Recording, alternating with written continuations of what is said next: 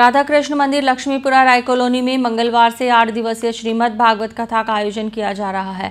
वैशाख माह में भागवत कथा के धार्मिक महत्व को देखते हुए भामाशाह प्यारी देवी श्रवण कुमार माहेश्वरी के विवाह की 50वीं वर्षगांठ पर भारत विकास परिषद मुख्य शाखा के संयुक्त तत्वावधान में इस श्रीमद् भागवत कथा का आयोजन करवाया जा रहा है। वहीं कथा का वाचन साध्वी ऋतंभरा की शिष्या साध्वी सत्यसिद्धा द्वारा किया जा रहा है। बुधवार को कथा के दूसरे दिन कथावाचक द्वारा कई संगीतमय प्रसंगों का वाचन किया गया। राधा कृष्ण मंदिर लक्ष्मीपुरा राय कॉलोनी में 8 दिवसीय श्रीमद् भागवत कथा सप्ताह का आयोजन किया जा रहा है।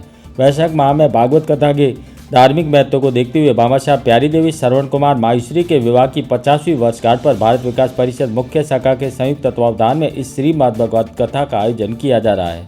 इस कथा में केवल महिलाओं को ही प्रवेश दिया गया है। वहीं कथा का वाचन साध्वी ऋतंभरा की शिष्या साध्वी सत्यसिद्धा द्वारा किया जा रहा है। कथावाचक साध्वी सत्यसिद्धा द्वारा दूसरे दिन बुधवार को श्रीमद् भागवत कथा के विभिन्न प्रसंगों का संगीतमय वाचन किया गया।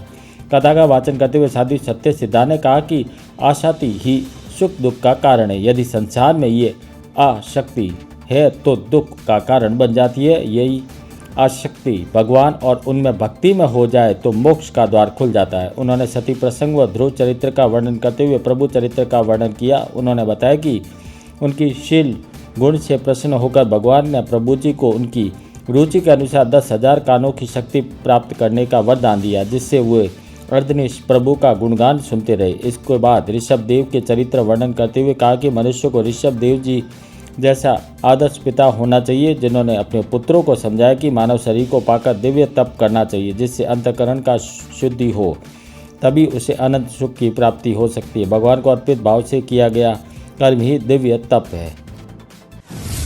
श्री सद्गुरु चरण कमलेभ्यो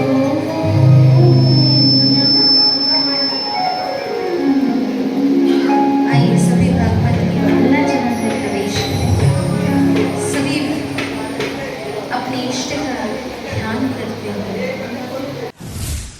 राधा कृष्ण मंदिर लक्ष्मीपुरा राय कॉलोनी में 8 दिवसीय श्रीमद् भागवत कथा के दूसरे दिन कथा के समापन से पूर्व आरती की गई। आरती करने के पश्चात उपस्थित श्रद्धालुओं में प्रसाद का वितरण किया गया। कथा श्रवण को लेकर बुधवार को बड़ी संख्या में श्रद्धालु मौजूद रहे।